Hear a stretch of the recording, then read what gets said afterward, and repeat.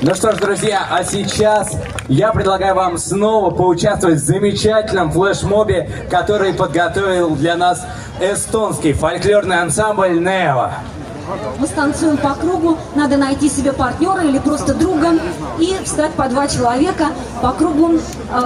Поскольку времени немного, я не буду объяснять, что делать. Танец очень простой. Мы пойдем, пока вы ищете себе друга, мы пойдем в левую сторону с левой ноги приставными шагами.